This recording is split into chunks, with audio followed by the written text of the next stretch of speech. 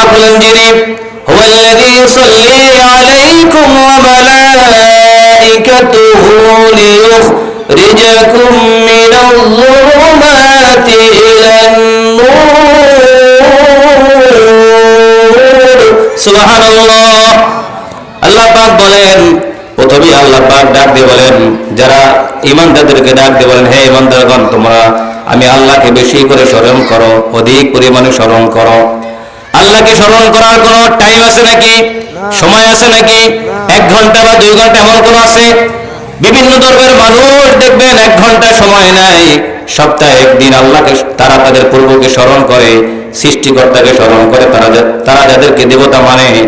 কিন্তু আমার রব আল্লাহ পাক বলেন, আমাকে শুধু একদিনের জন্য নয়, 1 ঘন্টার জন্য নয়, 1 মিনিটের জন্য নয়, সব সময় যিকরুন কাসীরা, আল্লাহ পাকের স্মরণ করতে হবে সব সময়, অধিক পরিমাণে। কোনো টাইম নাই, কোনো লিমিট নাই, আনলিমিটেড, সব সময় আল্লাহর স্মরণ জবানে রাখতে হবে। সুবহানাল্লাহ। আর এটাই যারা রাখবে, এরাই হলো আল্লাহর প্রিয় বান্দা। এদের ব্যাপারে আল্লাহ পাক বলেন, হুয়াল্লাযী ইউসাল্লি আলাইকুম ওয়া মালাইকাতুহু লিয়ুখরিজাকুম মিনায-যুলুমাতি ইলান-নূর। আল্লাহ পাক বলেন, এই গুণ যাদের মধ্যে থাকবে, সব সময় অধিক পরিমাণে আল্লাহকে স্মরণ করবে এবং সকাল সন্ধ্যা আল্লাহর হাম প্রশংসা যারা করবে। আর হাম প্রশংসার মাধ্যম হচ্ছে নামাজ, হামদ এবং প্রশংসার মাধ্যম হচ্ছে দোয়া, কোরআন তেলাওয়াত। হামদ এবং প্রশংসার মাধ্যম হচ্ছে ইস্তিগফার, কোরআন তেলাওয়াত, এবং বিভিন্ন মাধ্যম আছে যে মাধ্যমগুলোতে আল্লাহ পাকের প্রশংসা করা হয়। কি বলেন ঠিক কি না? যে ব্যক্তি নামাজ পড়ে না, সে কি আল্লাহ প্রশংসা করতে পারবে? কারণ আল্লাহ পাকের বিধানকে তো সে লঙ্ঘন করতেছে। কি বলেন ঠিক কি না? আল্লাহ পাক তো 5 ওয়াক্ত নামাজকে ফরজ করেছেন। এটাই তো হচ্ছে সবচেয়ে বড় জিকির। কারণ নামাজ যদি কোনো বান্দা না পড়ে, বলেন এই বান্দা কি জান্নাতে যেতে পারবে? হ্যাঁ, আল্লাহ যদি তাকে দয়া করেন, কোনো ভালো কাজের কারণে যদি আল্লাহ মাফ করেন, করতে পারেন। কিন্তু হাদিস যেটা প্রমাণ করে, হাদিস যেটা বহন করে যে নামাজ এটা হচ্ছে জান্নাতের চাবি। এটা কিসের চাবি? জান্নাতের চাবি। তাহলে জান্নাতে যেতে হলে নামাজ না পড়ে জান্নাতে যাওয়া সম্ভব? এটা হাদিস। তাহলে হাদিস অস্বীকার করার কোনো সুযোগ আমাদের আছে? নাই। তাহলে অবশ্যই জান্নাতে যেতে হলে নামাজ পড়তে হবে। আর এই নামাজের মাধ্যমেই একজন বান্দা প্রকৃতভাবে আল্লাহ পাকের প্রশংসা করে। কি বলেন ঠিক কিনা?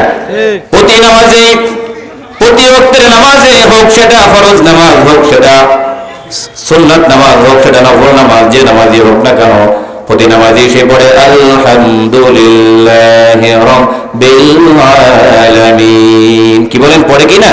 কি আপনারা পড়েন কিনা? সকলেই পড়তে হয়, কারণ সূরাতুল ফাতিহা ছাড়া নামাজ হয় না। এই জন্য সূরাতুল ফাতিহা সকলেই পড়তে হয়। আর প্রতিটা বান্দা যারা নামাজ পড়ে, তারা প্রতি নামাজের প্রতি ওয়াক্তে, প্রতি রাকাতে এই আয়াত পাঠ করে, যে আয়াতের অর্থই হচ্ছে সমস্ত প্রশংসা হচ্ছে বিশ্ব প্রতিপালকের পালনকর্তা যিনি, বিশ্ব জগতের পালনকর্তা যিনি, রব যিনি, সেই রব্বুল আলামিনের জন্যই হচ্ছে সমস্ত প্রশংসা। সুবহানাল্লাহ। কি বলেন ঠিক কি না? এবার আপনি আবার নামাজের মধ্যে আল্লাহু আকবার পাঠ করছেন, তাকবীর দিয়ে শুরু করছেন, এটাও আল্লাহ পাকের প্রশংসা করছেন, আল্লাহ পাকের বড়ত্ব ঘোষণা করছেন। আল্লাহু আকবার অর্থই হচ্ছে আল্লাহ বড়। কে বড়? আল্লাহ বড়। কে বড়? কে বড়? আল্লাহ বড়। আল্লাহ বড়। মাশাআল্লাহ। অনেক মানুষ আছে এখনো যারা বসে আছেন, আল্লাহ আপনাদেরকে কবুল করুক। জান্নাতের বাগানটা জমে গেছে, এখান থেকে যদি মাহরুম হয়ে যায়, এটা আমাদের জন্য বদনসিব। কি বলেন ঠিক কি না? আল্লাহ পাক সকলকে কবুল করুক। এখনো যারা বসে আছেন দোকান পাড়ে, আপনাদেরকে আহ্বান করছি, এই জান্নাতের বাগান আপনি মিস করবেন না। এটা যদি আপনি কোনোভাবে আপনার যদি মিস হয়ে যায়, আপনি বড় বদনসিব আপনার। কারণ এই জান্নাতের বাগান প্রতি বছর, প্রতিদিন আপনি পাবেন না, বছরে একটা দিন 2 দিন এরকম এই জান্নাতের বাগান বসে। এখনো যারা আছেন আপনারা অতি শীঘ্রই মাহফিলে চলে আসেন। আল্লাহ কবুল করুক বলে আমিন। আমিন। তাহলে বান্দা নামাজের মাধ্যমে আল্লাহর প্রশংসা করতেছে, আমরা আল্লাহ পাকের হাম গাচ্ছে। কি বলেন ঠিক কি না? এখন যারা নামাজ পড়ে না, তারা অন্য যতই আল্লাহ পাকের প্রশংসা করুক, আমরা যারা নামাজ আদায় করি, নামাজের মাধ্যমে যারা আল্লাহ পাকের হামদ প্রশংসা করি, বলেন তারা আর আমরা কি সমান হতে পারে? পারে না। এটা আল্লাহ পাকেই বলেন। এই জন্য আল্লাহ পাকের হামদ গাওয়ার অনেকগুলো মাধ্যমের মধ্যে একটি মাধ্যম হচ্ছে নামাজ। নামাজ ছেড়ে দেওয়ার কোনো সুযোগ মুমিনের নাই। কি বলেন আছে? কোনো সুযোগ নেই।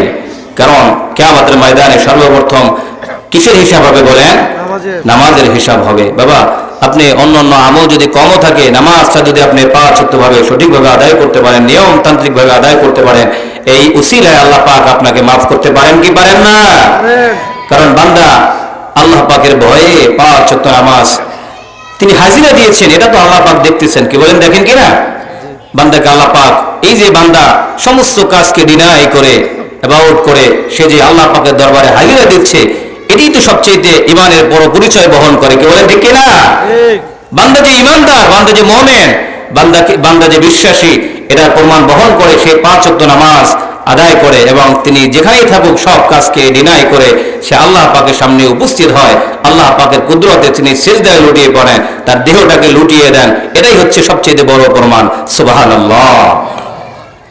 তাহলে আল্লাহ সুবহানাহু ওয়া তাআলা বলেন, যারা অধিক পরিমাণে রব্বে কারীমকে স্মরণ করে, রব্বে কারীমকে ডাকে, তার জিকির করে এবং সকাল সন্ধ্যায় তার হাম যারা গাইবে, তার প্রশংসা যারা করবে, আল্লাহ সুবহানাহু ওয়া তাআলা হুয়াল্লাযী ইউসাল্লি, তাদের উপরে আল্লাহ পাক রহম করবেন। সুবহানাল্লাহ বলেন। আল্লাহ পাক যদি কারো উপর রহম করেন তার কোনো টেনশন আছে? কোনো চিন্তা আছে? নাই। শুধু আল্লাহ পাক তাকে রহম করবেন তা নয়, যেই ফেরেশতারা ওয়া মালাইকাতুহু লিইখরিজাকুম মিনাজ যুলুমাতি ইলান নূর, যেই ফেরেশতাদের আমলনামায় কোনো গুনাহ নাই, ফেরেশতারা হচ্ছেন মাসুম, ফেরেশতাদেরকে আল্লাহ পাক যে অর্ডার করেন তারা সেই অর্ডারেই পালন করেন। কিয়ামত হয়ে যাবে, তারপরও ফেরেশতারা আল্লাহ পাকের অর্ডার থেকে এক চুল পরিমাণও লড়বে না। সুবহানাল্লাহ। মানুষ শুধু নাফরমানি করে। আল্লাহ পাকের যত সৃষ্টি আছে পৃথিবীর মধ্যে কোন সৃষ্টি আল্লাহ পাকের সাথে নাফরমানি করে না, একমাত্র মানুষ আর জিন, এই দুইটা জাতি আল্লাহ পাকের সাথে নাফরমানি করে। কি বলেন ঠিক কিনা? এই সূর্যটা যেটা পৃথিবীর চেয়ে 13 লক্ষ কোটি গুণ বড়, সেই সূর্যটাও আল্লাহ তাআলার সাথে নাফরমানি করে না। যেই দিন থেকে আল্লাহ পাক তাকে তার নির্দিষ্ট জায়গায় সেট করে দিয়েছেন, সে সেখানেই আছে, সেখান থেকে সে নির্দিষ্ট জায়গায় যায়, আবার সেখান থেকে আবার নির্দিষ্ট জায়গায় আসে, আল্লাহ পাকের অর্ডার নিয়ে প্রতিদিন সে কাজ করে।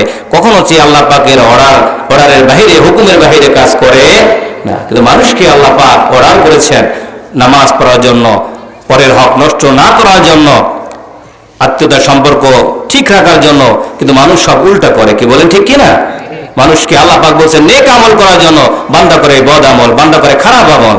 বান্দাকে আল্লাহ পাক বলছেন তুমি আমাকে বেশি করে রাখো, বান্দা আল্লাহকে না রেখে বান্দা ডাকে অমুক বাবাকে, অমুক খাজাকে। কি বলেন, আছে না নাই? সফলতা হবে কখনো? কোনোদিন হতে পারে না। এই জন্য আল্লাহ সুবহানাহু ওয়া তাআলার ফেরেশতারাও ওই বান্দার জন্য, বান্দাদের জন্য যারা সবসময় আল্লাহকে অধিক পরিমাণে স্মরণ করে এবং সকাল সন্ধ্যা আল্লাহ পাকের হামদ গায়, আল্লাহ পাকের প্রশংসা করে, আল্লাহ পাকের ফেরেশতারা ওই বান্দাদের জন্য আল্লাহ পাকের কাছে মাগফিরাত কামনা করেন। সুবহানাল্লাহ বলেন। আর আল্লাহ সুবহানাহু ওয়া তাআলা এই ফেরেশতাদের দোয়ার মাধ্যমে, ফেরেশতাদের মাগফিরাত কামনার কারণে বান্দাকে ওয়া মালাইকাতুহু লিইখরিজাকুম মিনাজ যুলুমাতি ইলান নূর, আল্লাহ পাক বান্দাদেরকে অন্ধকার থেকে টেনে বের করে আল্লাহ পাক আলোর পথে, হেদায়েতের পথে উঠে দেন, যেমনটা আল্লাহ পাক আমাদেরকে করেছেন। বলি না আলহামদুলিল্লাহ। আল্লাহ পাক আমাদেরকে যেমনটা করেছেন, দেখেন গুনাহ থেকে বিরত রেখে, গুনাহ থেকে আল্লাহ পাক আমাদেরকে হেফাজত করে কোথায় নিয়ে আসছেন বলেন? কোথায় নিয়ে আসছেন? জান্নাতের বাগানে নিয়ে আসছেন। এটা আল্লাহ পাকের অনুগ্রহ না? আল্লাহ পাকের দয়া না? অবশ্যই আল্লাহ পাক আপনাকে আমাকে ভালোবাসেন বিধায়, আল্লাহ পাক আপনাকে আমাকে পছন্দ করেন বিধায় আমাদেরকে গুনাহ থেকে ফারেক করে আল্লাহ পাক জান্নাতের বাগানে নিয়ে আসছেন।